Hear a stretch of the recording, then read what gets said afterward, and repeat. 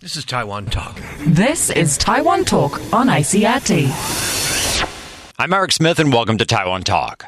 John Eastwood is a partner at the Taipei-based Eiger Law, a firm that deals with cases related to intellectual property law. I recently visited Attorney Eastwood for an interesting conversation on copyright law and piracy in the digital age. You've been on ICRT several times talking on different topics, but today we've got you speaking about your specialty, which is intellectual property law. That's right. We do a ton of that over here. Okay. Before I ask you a few other questions, I just want to do something real quick. Happy birthday to you. Now, John, do I owe some company $6 billion for just singing that song on the air to you? No, that's ludicrous. I mean, what happens is that... Because you know that there's this urban myth going around, right, that happy birthday is copyrighted. Well, it was copyright protected, I mean, in a sense, but, you know, that... Okay, here's what happens, is you have Time Warner. I understand that they're supposedly the current, quote-unquote, owners of the song. But if you look at pretty much every single aspect of the history of that song, when it was written, the sisters that wrote it, when it was first published, the very shoddy paperwork surrounding the supposed transfers of the copyright rights and the registrations of those copyright rights.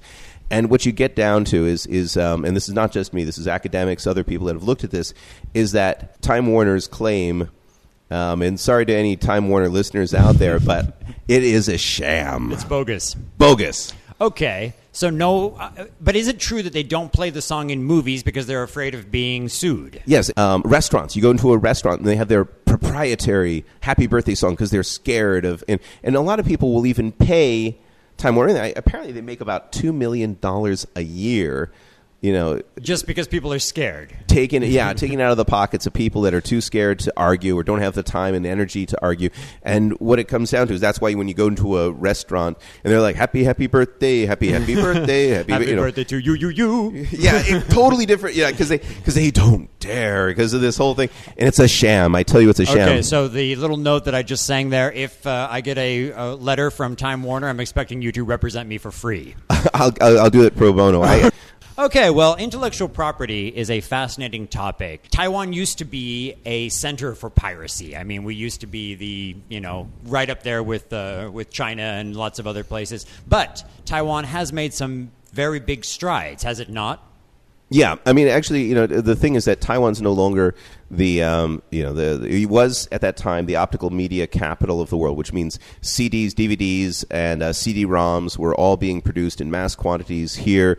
They were being recorded here in massive quantities, and that's one of the reasons why Taiwan was had a bad reputation for a while.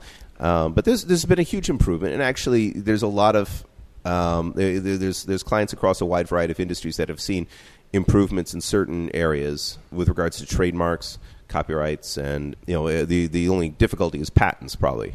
Do you think that that's a change in the psychology of Taiwanese people themselves, that they're starting to understand and respect the idea of intellectual property, or is it law enforcement that has brought about these changes? A little bit was law enforcement. The other part is the change of technologies, because what used to be put out on discs, and you could actually say, oh, that was done by Taiwanese, has now moved away from physical products over to the internet. So P2P is actually the new battleground for pirated, copyrighted goods. Obviously, yeah.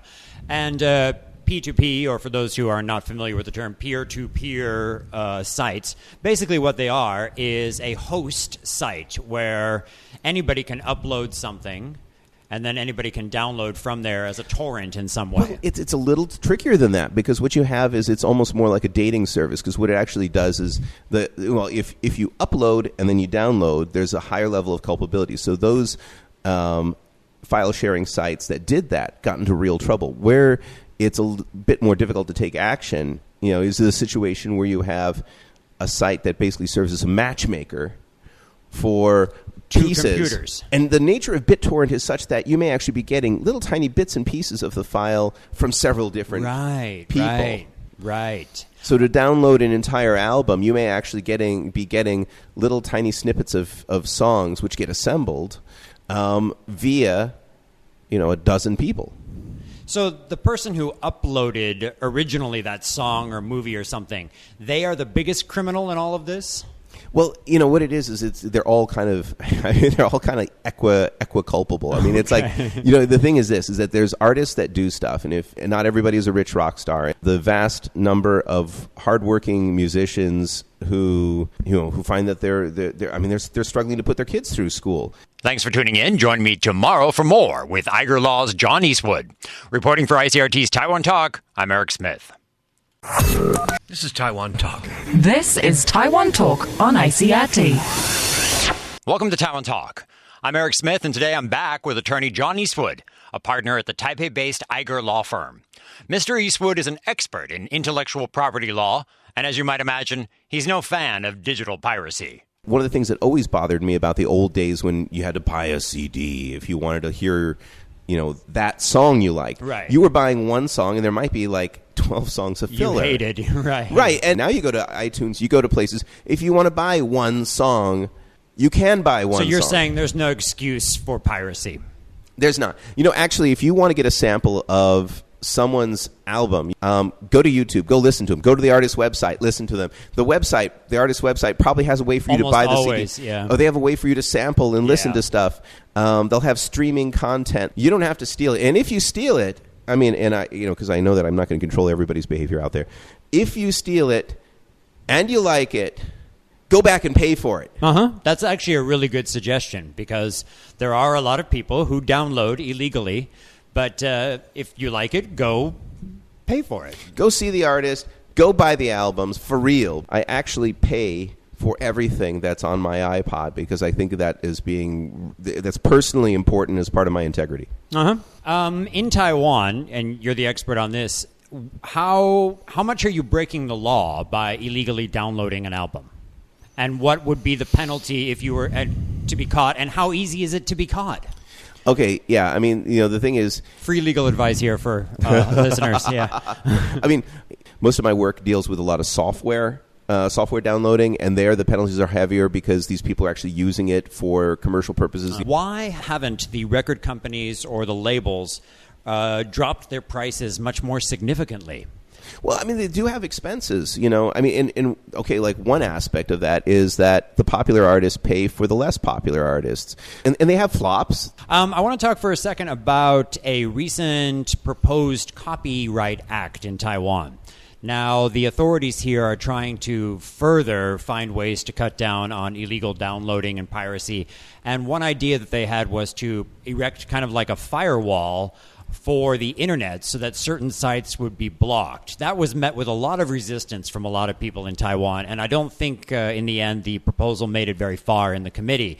How do you feel about that act, and what should Taiwan or any other country do to try to stem this problem? You got this multinational nature to piracy now, which is the P2P sites involve people that may be in multiple countries who have essentially back on their computers available these little tiny pieces of a song or of an album that will kind of basically migrate over once you choose to download through them through a P2P site. So I think what happens is that I think we all know that there are some websites that P2P websites, Pirate Bay, etc., that are predominantly and pretty exclusively.